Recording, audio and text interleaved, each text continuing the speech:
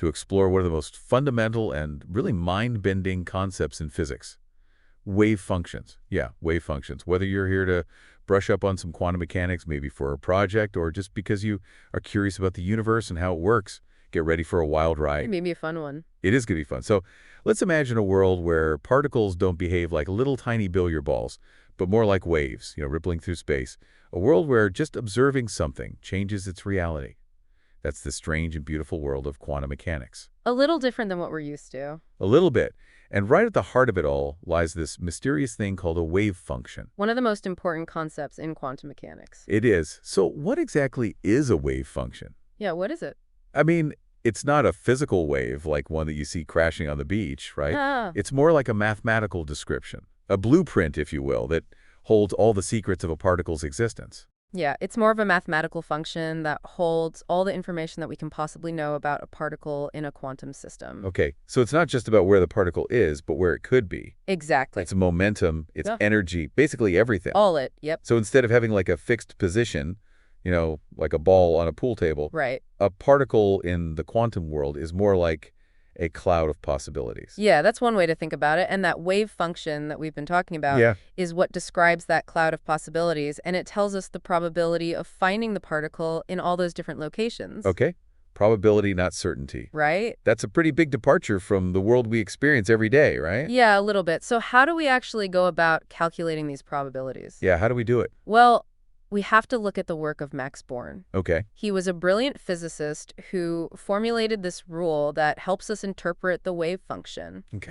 And it states that the square of the wave function's magnitude gives us something called the probability density. Probability density. Essentially, what it means is that the higher the value of the wave function at a particular point, the greater the chance that we're going to find our particle there when we measure it. Okay, so it's like a heat map where the hottest spots represent the most likely locations for our particle. Yeah, that's a good way to visualize it. Okay. But here's where things get really mind-boggling. Until we actually measure that particle, it doesn't have a definite location. What? Yeah. It's in this state that we call superposition existing in all those possible locations all at the same time. So it's like our particle is exploring all its options, all those different paths, all at the same time.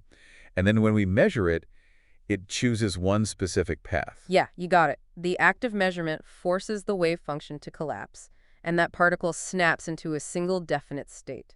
That's incredible. It is pretty wild. Okay, so we have this wave function, right? This probability cloud that's describing our particle.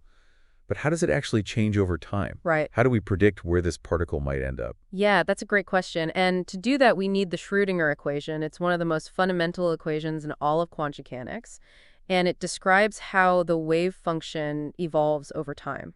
Okay, so if the wave function is like the blueprint for our particle, the Schrödinger equation is like the instruction manual on how to build and modify that blueprint. I like that analogy. That's a good one. And the Schrödinger equation takes into account things like the particle's energy and the forces that are acting upon it. And it tells us how the probabilities that are represented by the wave function change as time goes on. Wow, so it's like we have a roadmap now for the quantum world, Kinda. showing us how all those possibilities shift and change as time goes on. That's a good way to think about it. Now, within the Schrödinger equation, there's another really fascinating concept called the Hamiltonian operator. Hamiltonian operator. Yeah, it represents the total energy of the system. And this operator acts on the wave function and essentially dictates how that particle's energy influences its evolution. Okay, I'm trying to wrap my head around this. It sounds like the Hamiltonian operator is kind of like a conductor orchestrating the particle's journey through this quantum symphony of possibilities. I like that. It's a beautiful analogy. So, as fascinating as these abstract concepts are, wave functions have some really, truly mind-blowing real-world applications. Okay, so let's talk about some of those. Yeah, let's do it. How about quantum tunneling? Quantum tunneling. Okay, this is the one where particles can pass through barriers they shouldn't be able to. Yeah, Right. right. Like imagine a ghost passing through a wall. Right. So, in the classical world, if you throw a ball at a wall, it needs enough energy to get over that wall. Obviously. But in the quantum world, the wave function of a particle can actually extend beyond a barrier, even if the particle itself doesn't have enough energy to overcome it classically. No way. So there's a chance, even if it's just a teeny tiny chance, that that particle can tunnel through the wall, Yeah. even if it seemingly shouldn't be possible? It can, and that's the magic of quantum mechanics. That's crazy. It's all about probability. If that wave function extends beyond the barrier, there's a non-zero chance that we're going to find that particle on the other side. So it's like the particle is playing a game of chance with the A universe. little bit. And here's the thing, quantum tunneling isn't just some theoretical curiosity that physicists like to talk about. Right. It has real-world implications that are affecting our lives every day. Okay, like what? Like, think about the transistors that make up our computers and our smartphones. Okay. Those tiny devices rely on quantum tunneling for electrons to flow through them. Without quantum tunneling, our modern electronics just wouldn't exist. So the very device that someone is listening to this deep dive on relies on this mind-bending quantum phenomenon. It does. It's pretty crazy, right? That's wild. Okay, so we've only just scratched the surface here of the incredible implications of wave functions. Yeah, just barely. But I think we should save those for the next part of our deep dive. Sounds good. You've given us a lot to think about already. Trust me, folks, it gets even wilder from here. We'll be back soon to explore more of the amazing applications of wave functions. And we're going to delve even deeper into this strange and wonderful quantum world. Can't wait. Stay tuned. Be there. Welcome back to our deep dive into wave functions. In the last part, we were exploring the basics of wave functions and how they describe the probabilistic nature of particles in the quantum world. We even got to touch on some mind-bending concepts like superposition and quantum tunneling. And you might be thinking, okay, that's really interesting, but how does this affect me? Yeah, exactly. How does any of this actually affect me in the real world? So let's talk about how our understanding of wave functions has led to some seriously groundbreaking technologies. Ones that are shaping the future. Yeah, that are already shaping the future. One of the most exciting areas has got to be quantum computing. For sure. It has the potential to completely revolutionize fields like medicine materials, science, and artificial intelligence. Absolutely. I will say I've heard a lot of buzz about quantum computers, but I'll admit I'm still not totally clear on how they actually work. Yeah, so imagine this. While a classical computer uses bits which can be a 0 or a 1, Right. quantum computers use these things called qubits. And thanks to the principle of superposition that we were talking about earlier, Yeah. a qubit can be a 0 or a 1 or both at the same time. Whoa. Okay, so instead of just two options like flipping a coin, Right. a qubit is like a coin spinning in the air before it lands. Yeah, good analogy. It's holding both possibilities at the same time. Exactly. And this is where wave functions come in. Okay. So in a quantum computer, the qubits are typically represented by the wave functions of particles like electrons or photons. Oh, okay. And by manipulating those wave functions, we can perform computations that are impossible for classical computers to handle. So we're essentially harnessing the strangeness of the quantum world, this ability of particles to be in multiple states at once, Right. to create this whole new type of computing power. Exactly. For example, quantum computers might one day be able to simulate those really complex interactions of molecules, which would lead to faster drug and material discovery. Wow. Or even be able to break the encryption algorithms that protect your online data. Okay, so it's both exciting and a little bit unnerving. Uh-huh. The potential benefits are huge, but it also raises some pretty serious concern. For sure. It's a double-edged sword, for sure. It is. Okay, well, let's move on to another really interesting application of wave functions, quantum communication. All right. Okay, this is where things get really sci-fi, right? I've heard about the possibility of sending messages, like, instantly across huge distances Right. using the power of entanglement.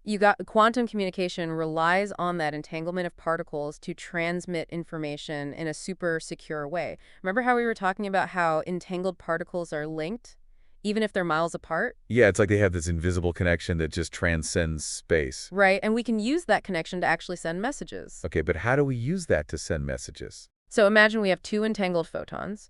We're going to send one photon to Alice and the other to Bob, and they could be on opposite sides of the world. Now, if Alice measures the state of her photon, she instantly knows the state of Bob's photon. Oh, wow. So it's like they're sharing a secret code, and the act of measuring one photon reveals that code to the other person instantly, regardless of distance. Regardless of distance.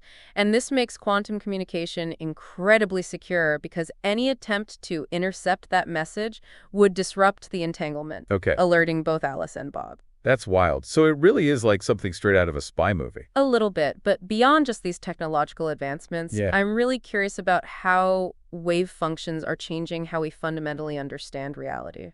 Yeah, me too. I mean, the probabilistic nature of wave functions really challenges how we think about the universe, right? It does. It challenges that classical idea of a deterministic universe. Yeah, like the idea that everything is predetermined, that every event has a clear cause and effect. Exactly. What quantum mechanics is suggesting is that reality might actually be a lot more fluid. Ooh. a collection of possibilities that only collapse into specific outcomes when we make a measurement. So it's like the universe is constantly making choices, Right, and yeah. our observations are influencing those choices. Exactly. And this idea has led to all sorts of different interpretations of quantum mechanics, each with their own philosophical implications. But like we've seen, even though it's this mind-boggling theory, it's led to very real advancements in technology. And that's what's so fascinating about it. We're talking about some seriously abstract concepts, but they have the potential to change the world in crazy ways. For sure, there's still so much we don't know about wave functions. We've come a long way, but there's still a lot of mysteries out there, Yeah, like what?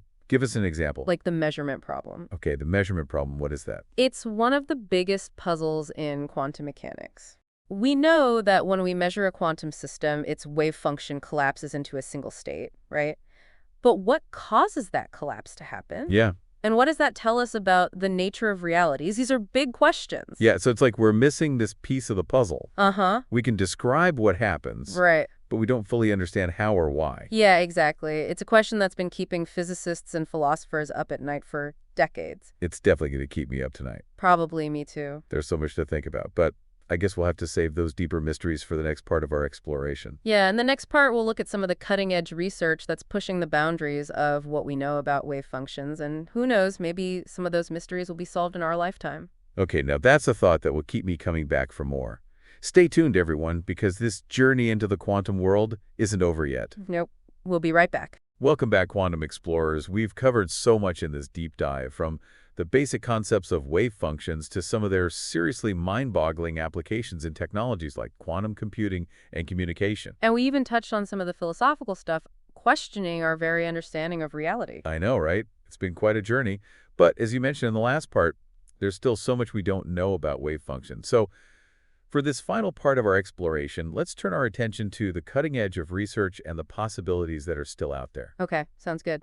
One area that's really exciting right now is the development of new mathematical tools to help us describe wave functions more accurately and efficiently. Okay, so instead of just grappling with these complex equations, we're finding new ways to represent and manipulate them. Exactly. Researchers are exploring things like tensor networks. Tensor networks. Yeah, which are powerful mathematical structures that can help represent really complex quantum states, but in a more compact way. Okay, I'll admit, tensor networks sounds pretty intimidating. Yeah, they're a little complicated.